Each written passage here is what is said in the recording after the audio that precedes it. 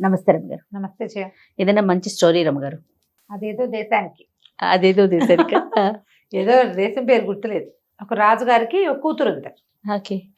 అదేదో రాజా రాజు పేరు ఉందా? రాజుకు పేరు లేదు, రాజుగారే. రాజుగారి పేరు ఎందుకు? అంతే అంతే. రాజుగారి పేరు అక్కర్ల, దేశానికి పేరు కావాలి. అది గుర్తులేదు నాకు. ఓకే. ఎక్కువ కథలు చదివి ఇదో ప్రాబ్లం చేయ. అవును, కథ పేర్లు గుర్తుంటల్లా. సరే, ఆ రాజ్యానికి ఓ రాజుగారు, ఆయనకో కూతురు. అయితే ఏమైందట, ఒకరోజు రాజు కూతురు ఇద్దరు ఒక రోడ్డు మీద నడిచి వెళ్తున్నారు. ఆ ఊళ్ళో అలా వెళ్ళేవాళ్ళు. రాజుగారు రోడ్డు మీద ఎందుకు నడిచి వెళ్తాడు అని డౌట్ వస్తుంది మనకి. అక్కడ అలా ఉండేది కాదు. ఆయన వ్యాఖ్యాళికి కూతురుతో కలిసి వాకింగ్కి వెళ్ళాడు. ఓకే. కూతురు వెళ్తుంటే ఏమైందట, ఒక ముసలి మామ ఒక ఆవిడ చేతిలో ఒక పాముని పట్టుకుని ఆడుతోందట. పాముని ముద్దు పెట్టుకుందట. పాము బుస కొట్టింది, అదేదో చేస్తుంటే ఆవిడ ఏం చేస్తుంది, చేతికి చుట్టుకుని ఉన్న పాముతోటి మాట్లాడుతూ పాముని ముద్దు పెట్టుకుంటే, పిల్ల యాకి యాకి చీచి, పాములు ఎవరైనా ముద్దు పెట్టుకుంటారు, అరవై ఎంత రోతగా ఉందో అది అన్నది. అనేసరికల్లా ఆ ముసలావిడ తలకాయ తిప్పి చూసింది. ఏమిటో అంత రోతగా ఉందా పాము? రోతగా ఉందా? అది జీవం కాదు, నీలాంటిది కాదు అని చెప్పి ఆ పక్కన ఏదో చిన్న పుల్ల ఉందట, ఇంత పొడుగుది. ఆ పుల్లతోటి యువరాణిని ఇలాని పాము అయిపో, తెలుస్తుంది నీకు అంది. చూస్తూ ఉండగానే యువరాణి ఠంగమని బట్టలన్నీ జారిపడిపోయినా అది పాము అయిపోయింది. అయ్యో రామా. రాజుగారు లబో దిబో అన్నాడు. ఇదేమిటి ఇలా చేసావు అంటే, అలా అసహించుకోవచ్చా ఏ జీవినైనా?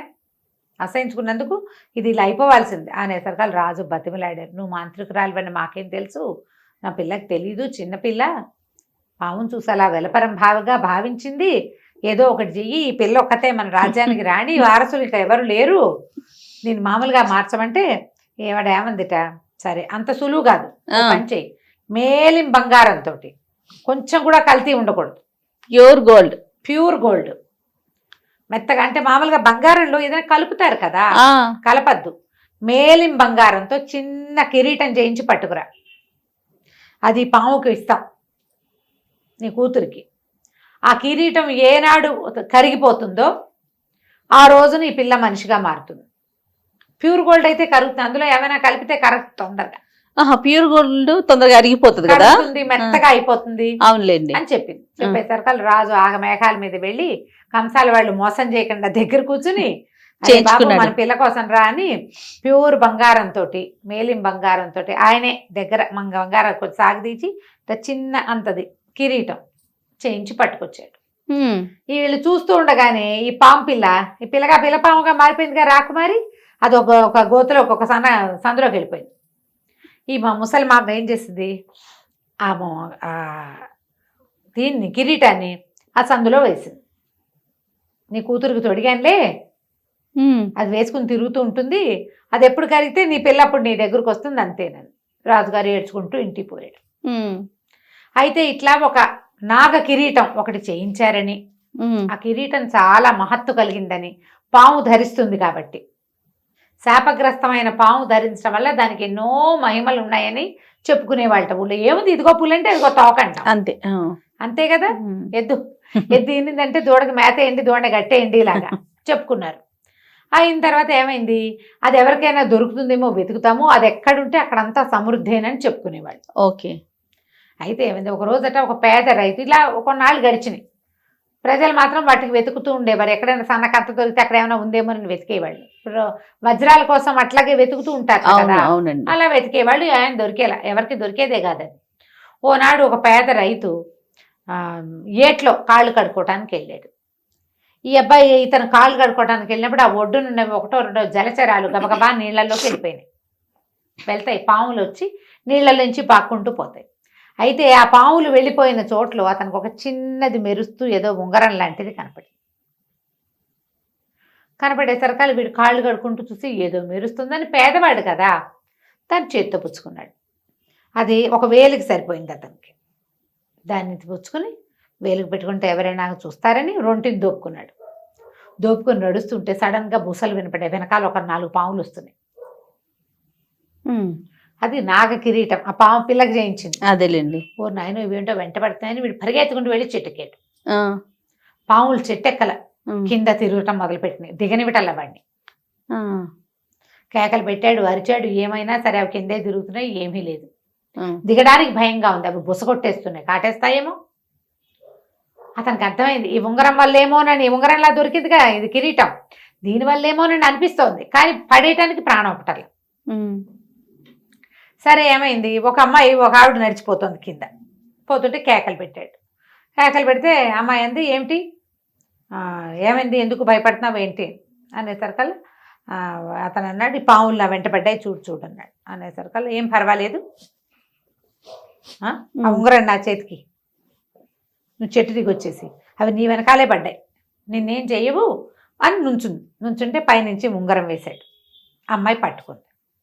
ఇతను దిగొచ్చాడు, కానీ అమ్మాయిని పావులు ఏమీ చేయలే. అయితే ఇతను ఏమన్నాడు, మా అమ్మ మా తల్లి నాతో పాటు మా ఇంటికి రా, నాకు తోడు ఇంటికి రా, మా ఇంటి దాకా రావా అని అడిగాడు. అని నిన్ను పావులు ఎందుకు ఏం చేయట్లేదంటే, నా దగ్గర పాము మంత్రం ఉంది, నన్ను చూస్తే భయపడతాయి అని చెప్పి ఉంగరం వీడి చేతికిచ్చి. అయితే ఇతను ఏమన్నాడు, నువ్వు నాతోటే ఉండు, నువ్వు ఉంటే పావులు నా దగ్గరికి రాకుండా ఉంటాయి అని చెప్పేసి మా ఇంట్లో ఉంచుకుంటాను రమ్మని తీసుకుపోయాడు. సరే మెల్లిగా ఆ అమ్మాయితో పాటు పోయింది. ఇద్దరు పిల్లలు కూడా, అమ్మాయి ఇల్లు వాకిలి ఉన్నాయి, 2 పిల్లలు ఉన్నారు, భర్త ఎక్కడో వేరే ఊళ్ళో ఉంటాడు. ఆ పిల్లలు కూడా వచ్చి వీళ్ళ ఇంట్లోనే ఉంటాం మొదలుపెట్టారు. రైతు కదా, ఇతను మొదట తీసుకెళ్ళి ఒక ధాన్యం దాంట్లో పెట్టాడు. ఆ ధాన్యం ముబ్బడిగా పెరిగిపోయింది. అది ఈ అమ్మాయికి అందకుండా దాచుకునేవాడు. అమ్మాయికి అందనిచ్చేవాడు కదా. మొదట మాత్రం తన చేతిలోకి వెళ్ళినా ఇచ్చేసింది. తర్వాత ఇంకా అమ్మాయికి దాని ధ్యాస లేదు. ఆ అమ్మాయి కూడా కావాల్సినంత డబ్బు ఇచ్చేవాడు. ఎక్కడ గోధుమల్లో పెడితే గోధుమలు పెరిగిపోయేవి, వడ్లలో పెడితే వడ్లు పెరిగిపోయేవి, డబల్ అయిపోయేవి. 4 బస్తాలు అనుకున్న చోట 8 బస్తాలు వచ్చేసేవి. గోధుమల పంట నూర్చిన కుప్పలో పెట్టాడు అనుకో, నూరుస్తూనే ఉండేవాళ్ళు. ఇంతింతలు అయిపోయేవి అనమాట, ఎక్కువ అయిపోయేవి. మెల్లిగా పేద రైతు కాస్త బాగా స్థిరపడ్డాడు.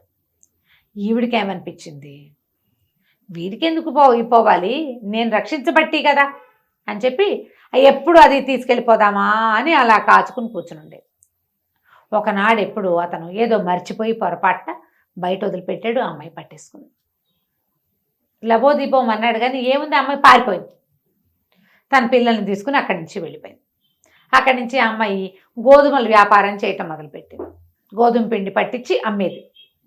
గోధుమలో పెడితే గోధుమలు డబల్ అయిపోతాయి కదా దాని లక్షణం. అక్కడి నుంచి ఏం చేసేది, గోధుమ పిండి వ్యాపారం అసలు ఎంత బాగా పెరిగిందో, ఆ అమ్మాయి కూడా బాగా స్థిరపడింది. డబలు త్రిబులు అయిపోతూ ఉంటుంది. ఆశగా ఉంటుంది ఎవరికైనా కూడా, ఎంత వచ్చినా చాలదు చేయాలి. పైగా ఉచితార్థం వచ్చేది మరీ ఆసక్తిగా ఉంటుంది, ఇంకా పెరిగిపోతుంది. పేద రైతు శుభ్రంగా సెటిల్ అయ్యాడు, వాడు హై క్లాస్ రైతు అయిపోయాడు. ఈ అమ్మాయి బాగా సెటిల్ అయింది. అయితే ఏమైందంటే ఒకసారి గోధుమల్ని మరకి పంపిస్తూ పొరపాటున ఆ ఉంగరాన్ని అందులో వదిలిపెట్టేసింది. ఆ కిరీటాన్ని వదిలిపెట్టేసింది. పడిపోయేసరికల్లా ఆ గోధుమ పిండి మిల్లుకి వెళ్ళింది. అది ఆడిస్తారు కదా, గోధుమలు పోసాడు. ఆ పిండి వస్తూనే ఉంది. ఏమిటి నేను పోసింది మా బస్తా అయితే 2 బస్తాల పిండి వస్తుందని చూసుకున్నాడు. వచ్చి చూసేసరికల్లా చివరికి అతను చేయబెట్టి ఏముంది అని ఇట్లా చూసేసరికల్లా అది తగిలింది వేలికి. అమ్మ బాబోయ్, ఇది నాగమణి ఎలా వీళ్ళకి వచ్చిందో అని చెప్పేసి ఆవిడకి కోల్పోయింది. ఎక్కడ పోగొట్టుకుందో ఆవిడకి తెలియలే.